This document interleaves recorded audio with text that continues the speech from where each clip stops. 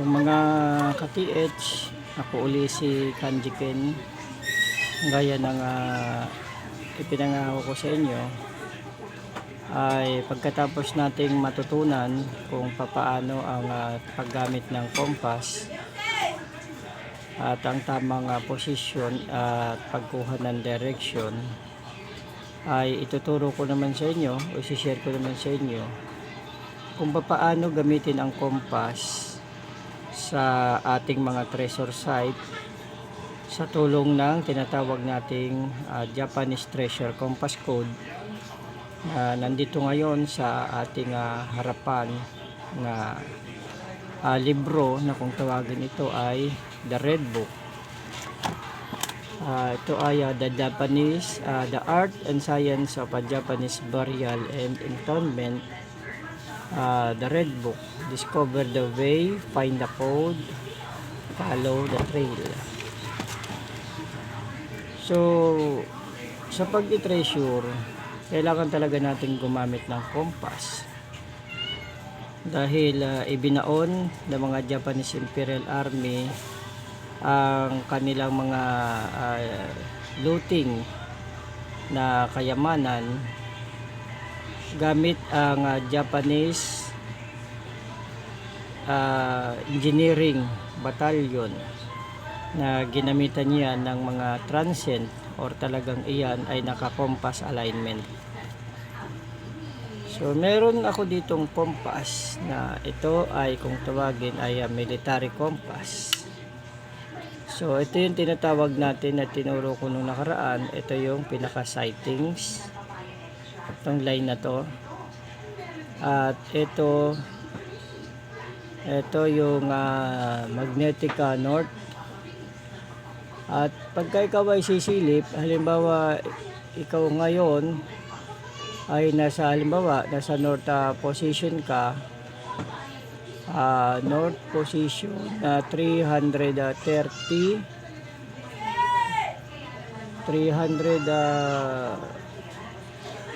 degrees north position, at ang kaharap mo ngayon ay 150 south. So yan ganyan no. Tapos meron dito nga bubble indicator. Ito yung compass level kung tawagin. Kailangan yung bulan na to ay nakapasok din sa gitna para naka-level ang paghawak mo ng compass.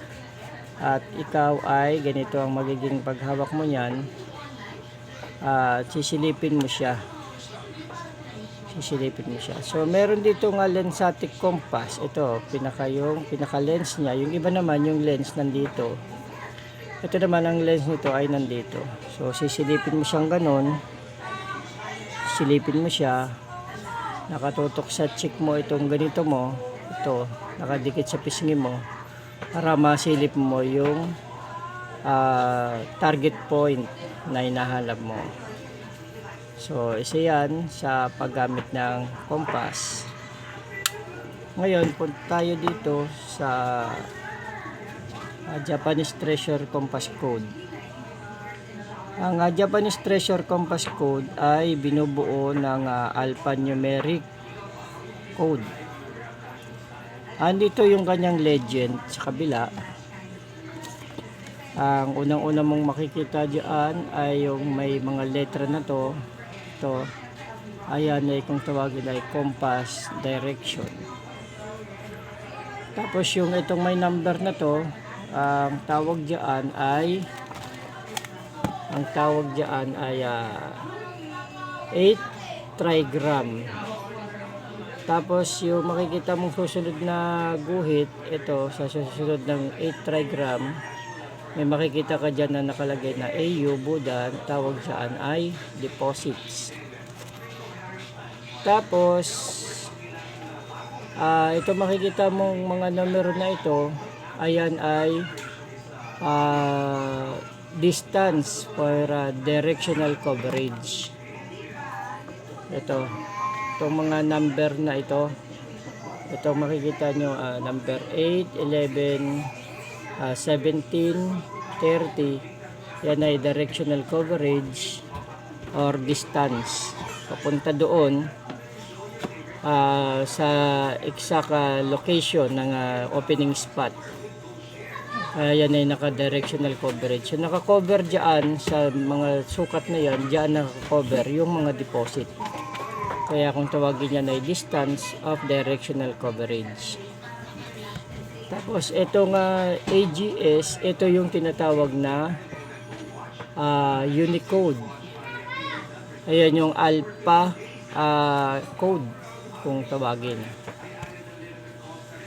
Tapos itong number 12 na to, kung tawagin yan sa compass ay clock orientation. So kung clock orientation yan, ang posisyon ng north ay alas 12. Share ko na sa inyo yan sa nauna nating video. Tapos itong 360 na to, north, ayan na yung tinatawag na compass degrees kung tawagin niya. Ito namang mga linya na to na makikita nyo, ito sa north, kung ano yan, mga guhit niyan, ang tawag dyan ay directional line. Makikita nyo yan dito sa north, yung unang guhit na yon. Ito, yung directional line na yun, yun yung 345 degrees, 306 degrees, at saka 15 degrees north.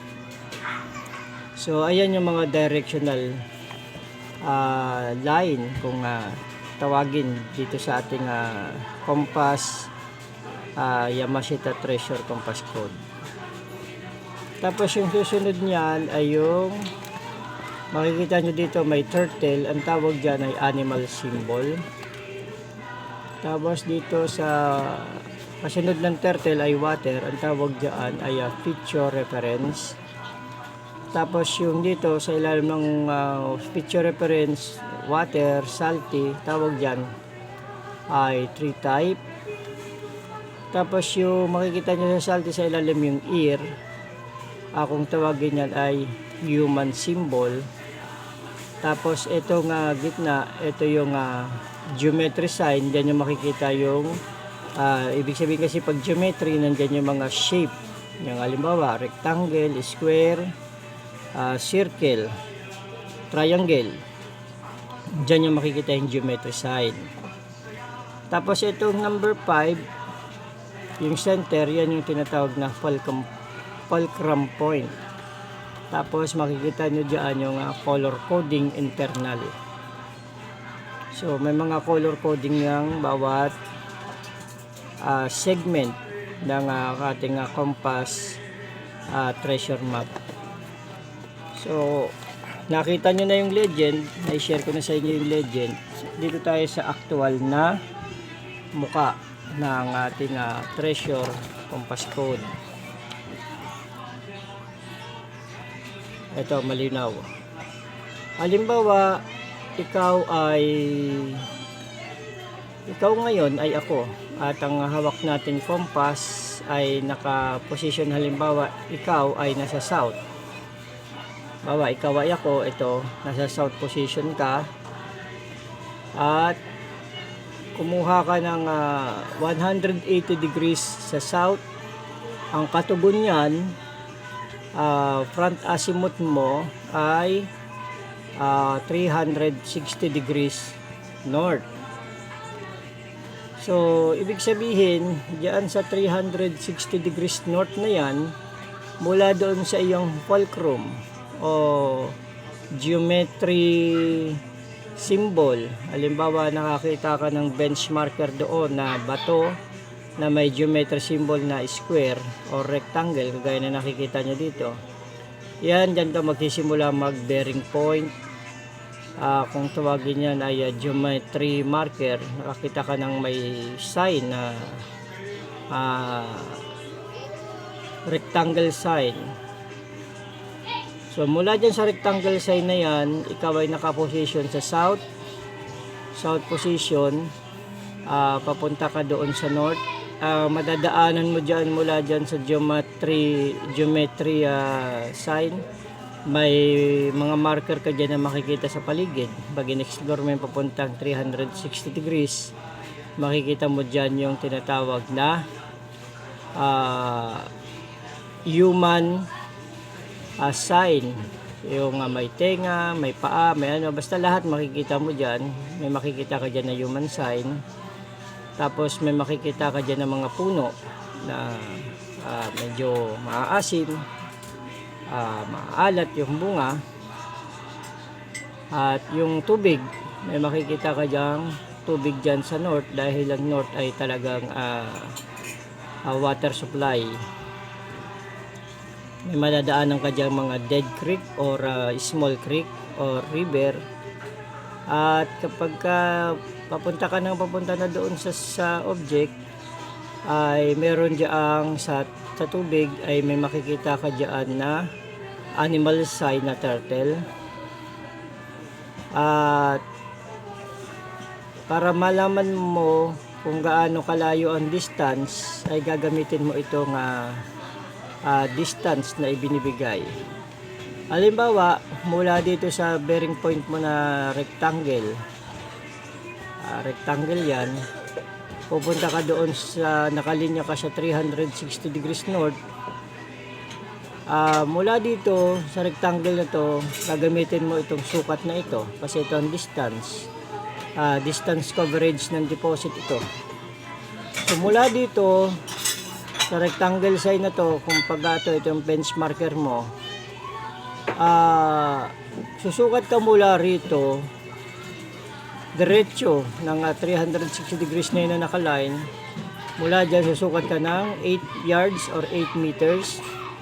Sa unang 8 yards or 8 meters ay gagamit ka ng halimbawa detector, dahil tayo ngayon ay mga high-tech na treasure hunter na.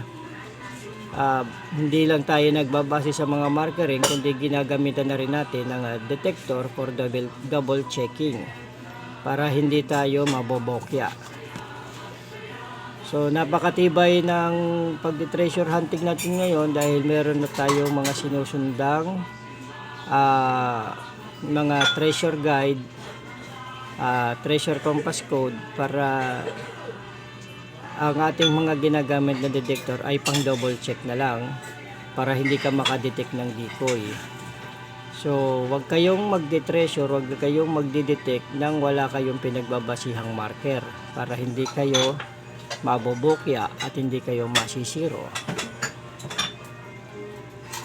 So mula dyan sa marker na rectangle na yan, kuha ka ng 8 meters, detect ka. Pagka may detection, ang gawin mo ay test dig ng hanggang 6 feet or 10 feet. Kasi sa 10 feet doon pa lang maglilitawan yung mga legit marker. Pero sa mga 3 feet hanggang 6 feet meron na rin yan. Kasi yung doon sa Montalban namin 4 feet na palitaw namin yung semento ng hapon. Tapos nakuha namin yung payong at yung basyo ng 50 caliber. Tapos pagka wala kang makuha detection sa 8 feet, tumuloy 8 meters or 8 yards, tumuloy ka ng 11 yards, mag-detect ka uli doon sa 11 yards or 11 meters. At kapag ka may detection, mag-test dig ka uli. At kapag ka wala pa rin detection dito sa 11 yards or 11 meters, tumuloy ka ng 17 yards or 17 meters. Basta dalawa lang naman yung ginamit ng Hapon sa pagbibigay ng sukat at pagsusukat nila gamit ang kanilang Japanese Engineering Battalion. Maaaring yards or meter, hindi naman naglalayo yung dalawa na yan. So dalawa yan lagi ang gagamitin mo sa pagsusukat, yards or meter. At napakadikit naman yan kung meron kang detector. Kung ikaw ay nasa yards na, pasok na yan sa perimeter ng metro, dahil kung yan ay large volume, mabilis mong madidetect yan. Tapos pag wala ka pa ring makuha detection, ang last na pupuntahan mo ay itong 30 yards or 30 meters. Ang hinahanap mo dyan ay gold bar at Buddha. Yan ay nasa north position. Ngayon, kapag ka ikaw naman, yan ang binibigay ko sa inyo sa north, yan ay mga volume na yan. Mga bunker yan kung tawagin. Yan ay mga bauna ng mga imperial. Ngayon, kung kukuha ka ng giveaway, turo ko sa inyo kung paano gumawa ng giveaway. Kasi ako, ang lagi ko lang talagang tinatarget puro giveaway kung mapapansin nyo yung aking mga vlog. Kaya na nga pagkuha ko doon sa Montalban, kung saan nakuha namin yung mga semento, hinanap namin una yung semento ng Hapon na hinahanap nila na walang nakakahanap, ilang treasure hunter na pumunta, at naimbitahan nga nila akong pumunta doon. Sinundo nila ako sa bahay para samahan sila doon, at sa awa naman ang nasa langit ay pinakita sa atin yung semento ng Hapon na marami ng matagal na naghahanap. At akala nila kapag ka nakita yung semento ng Hapon ay nandoon na mismo yung opening spot. Pero hindi, nagkakamali sila doon dahil nung nakita namin yung opening spot, tinry kong i-detect ng aking Japanese wand at ng aking long range locator, ay iba ang itinuturo. So mula doon sa semento ng Hapon na nakita namin sa ibabaw, ay nagkompas ako ng 135 degrees southeast. Ito yun, 135 degrees southeast.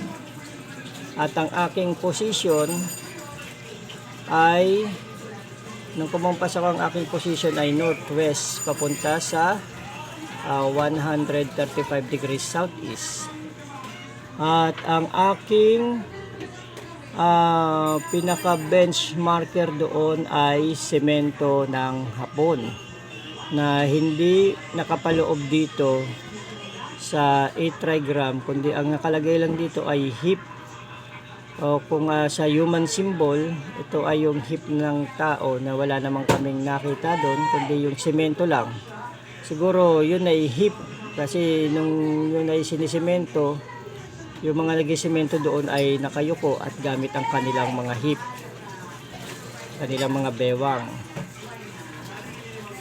Nakayuko sila nung sinisemento yon. Siyempre habang nakasemento yon ay sigurado ang mga Hapon ay hindi nagsisemento ng nakaupo, hindi yan ay mga nakayuko. Tapos papunta na ako doon sa 135 degrees. Ang kanyang alpha codes ay BKT. Mula dito sa semento ng Hapon na nakuha namin, na natagpuan namin, ay kumuha ako ng compass na 135 degrees at sumukat ako ng 9 yards. Ito, 9 yards. Sumukat ako ng 9 yards at sumakto doon sa 9 yards yung aking detection nung ginamitan ko na ng long range locator ko na tinuturo doon. At kinorner ko siya ng long range. Nung na-corner ko siya, eksaktong 9 yards yung detection nung deposito, at ginouble check ko na nung aking Japanese wand. At sa lalim na 4 feet ay nakuha namin ang mga semento ng Hapon. Dali, ipapakita ko sa inyo.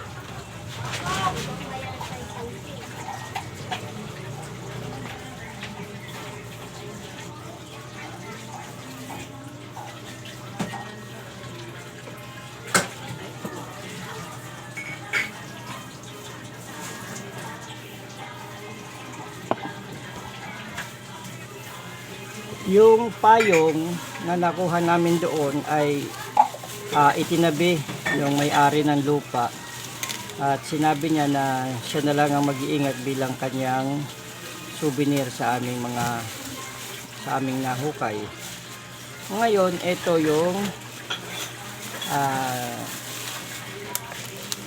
semento ng hapon. May lupa pa at nakabalot pa ng dahon ng saging. Nung una, yung dahon ng saging yan ay green pa, ngayon ay dilaw na. Kasi almost 1 week na dahil umuulan, hindi kami nakaakyat kahapon. So yan yung semento ng hapon, may lupa pa. So nakuha namin yan sa lalim na 4 feet. At pagkatapos namin makuha yung semento ng hapon na yan, ay lumitaw naman yung payong na kulay puti na nakabuka. So ang ibig sabihin ng payong na puti na nakabuka ay warning for trap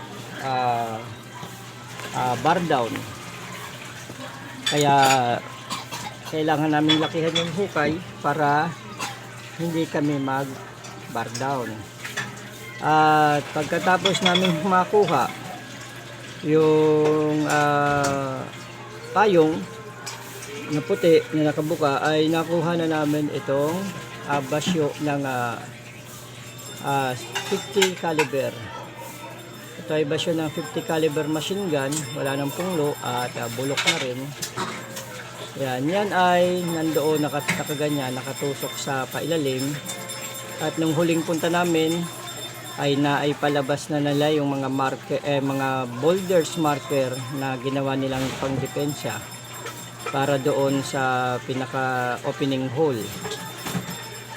At ang last marker na pinapahan ko sa kanila ay yung tinatawag na egg shape rock, na kung tawagin sa Hapon ay sa Japanese Boreal Incumbent and Marker, ang tawag doon ay tamago. So naipalabas ko rin yan sa mga unang video, yung egg shape rock na yon. Yun ay kung tawagin nila ay tamago. At ayon sa libro dito, ang tamago na egg shape rock na ganon, ang tamago ay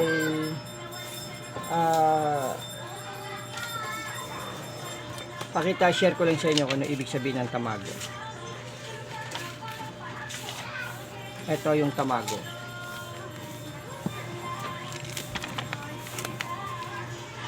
Ay, hindi tayo nagti-treasure ng hausyaw na wala tayong pinagbabasihan. Ito yung tamago. Sabi, ito yung tamago, oh. Ito, yung egg shape rock na bato, ganyan na last marker. Kasi yan na yung huling marker na nakuha namin, at ang kasunod noon ay makinis na semento na sa ilalim na malapad. Hindi nga lang mapalaliman dahil sa gumuguho yung lupa galing sa ibabaw at kailangang palakihan yung butas, o kaya lagyan ng timbering para hindi matabunan sa ilalim yung naghuhukay. Dahil papasok na kami doon sa simula ng hukay papunta doon sa exact opening spot, dahil ang unang mga hinukay pa lang namin ay mga construction marker ng Hapon. So ito yung tamago. Ang sabi dito, tamago, this may comes usually in shape and form looking as circle or egg. Hence, it is called as egg stone. This come is directional and guide as we proceed to our diggings. Tamago signify to proceed to our diggings. So nagsasabi yung tamago na yon na tayo ay mag-proceed sa ating hinuhukay. The location and positions to where it was found may indicate the center point of the hole. It is intended directions. This became our guide in the layout of the hole as we proceed to our digging. So, yung last marker na yun na yung pinaka center point ng huhukayin namin. Kasi kung saan namin nakita yung last egg shape marker na yun, yun na yung pinaka last marker, directional guide papunta doon sa exact location ng aming hinuhukay. So sabi dito, These two are all tamago stones. So, itong dalawa na to, which signify to go down below. So, nagsasabi siya na maghukay ka pa, pailalim, go down below. Ang sabi, bigger tamago stones also signify tonnage of deposits or decoy deposits at 15 to 21 feet. So, ang aming hukay doon ay nasa 14 feet, sagad doon sa pinaka-flooring ng kanilang construction marker na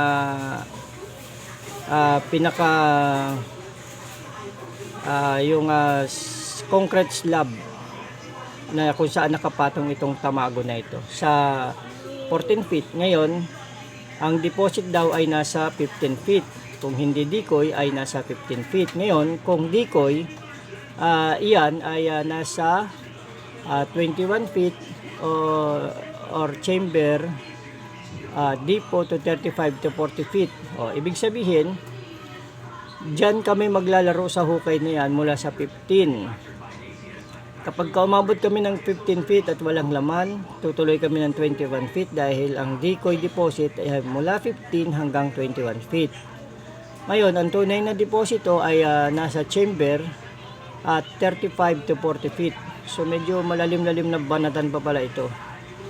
Ibig sabihin dito, 1 kilo of tamago is equal to 1 ton deposit. So, yung nakuha namin na tamago, minsan nga pagka nakarating uli ako sa Montalban, uuwi ko yun para yun ang pinakamagandang remembrance sa last marker ipapakilo ko yun pagdating ko doon para malaman ko kung ilang kilo at para malaman natin kung ilang tonelada yung nilalaman ng aming hinuhukay. So yun ang ibig sabihin sa ano na to, sa libro na to, na kapag ka nakita nyo na yung last marker na pinapahanap sa inyo, whether yan ay korting bilog na bato or parang itlog, yan ay kung tawagin ay tamago stones or circle or egg shape rock. So yan yung last marker nila. Nakapatong yan mismo doon sa slab ng deposito bago kayo bumutas sa panibagong dimensions ng inyong inuhukay, dahil ang hinukay, ang pinukuha pa lang namin sa ngayon ay puro backfills at mga boulders na depensa na siyang ginawang marker.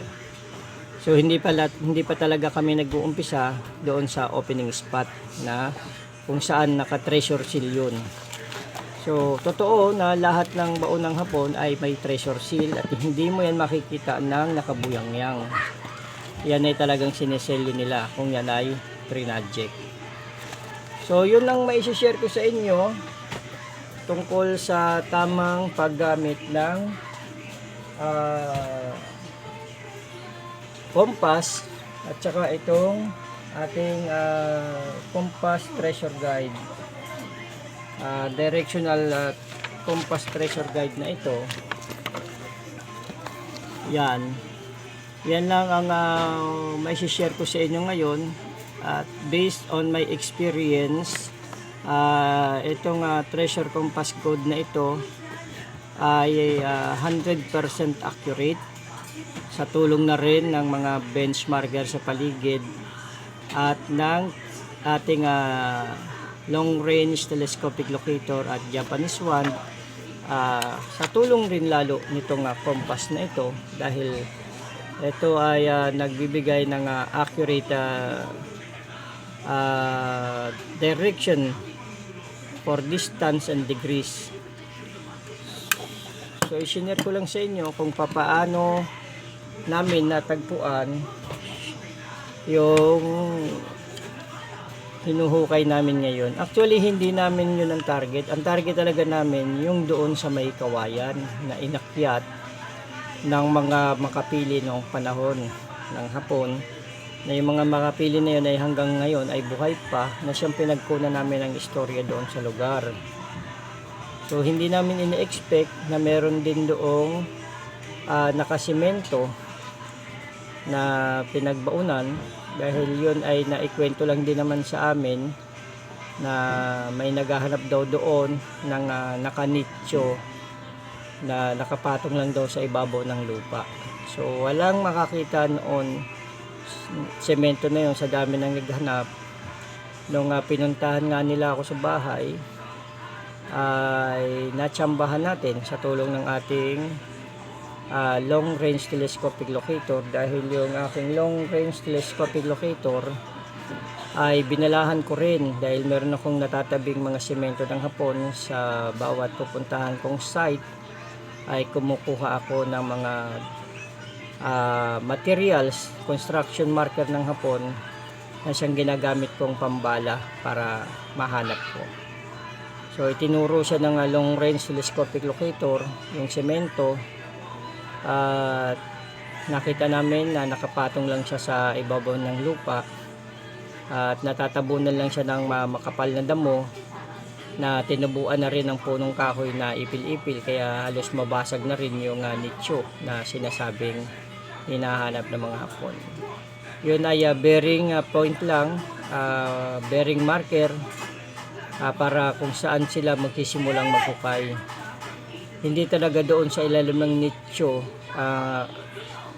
ka maghuhukay, dahil kung tawagin yun ay compass bearing position.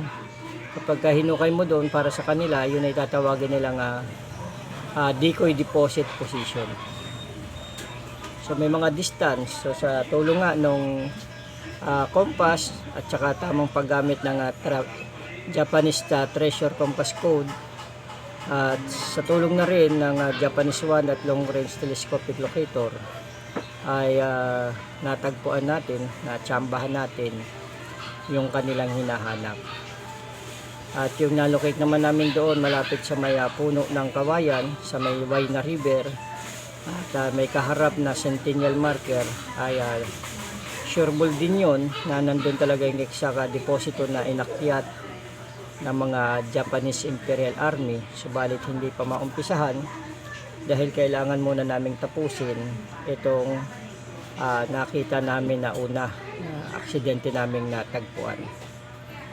At is lalim na 15 feet ngayon, 14 feet ngayon, papasok sa 15 feet dahil yun na last marker, yung Tamago.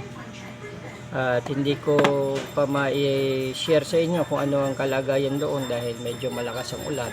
Yun ay tabing ilog, kaya hindi mo na sila nakapaghukay dahil binabahay.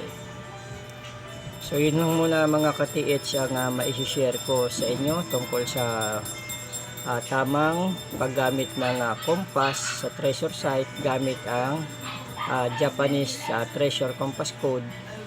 Sana ay may natutunan kayo kahit papano at may naitulong ako sa inyo na kaunting kaalaman para sa inyong pagte-treasure hunting ay meron kayong susundan at sana ay hindi kayo mabobokya. Okay mga ka-TH, sa mga bago pa lang na nakakapanood sa aking YouTube channel ay mag-subscribe kayo, at kung pwede ay i-share nyo na rin ang video na ito para sa mga ka-TH natin na gusto pa rin matuto tungkol sa pagte-treasure hunting. So hindi naman ako maramot sa ating kaunting nalalaman, at ayokong mauwi yung inyong mga paghuhukay sa wala, dahil mahirap ang kumita ng pera ngayon at magpipinance o gagasto sa paghuhukay, bibili ng kung ano-anong mga gamit para magamit lang sa paghuhukay, at pagkatapos ay mauuwi lang sa bokya dahil kulang sa kaalaman tungkol sa pag-treasure hunting. So sana sa ganitong paraan ay na-share ko sa inyo kung ano ang tunay na paggamit ng compass sa treasure site. Okay mga ka-TH, ako uli si Kanchiken, nagsasabi sa inyo na ang umaayaw ay hindi nagwawagi, At kapag ka ikaw naman ay nagwagi na, syempre, hindi ka na rin aayaw. Okay?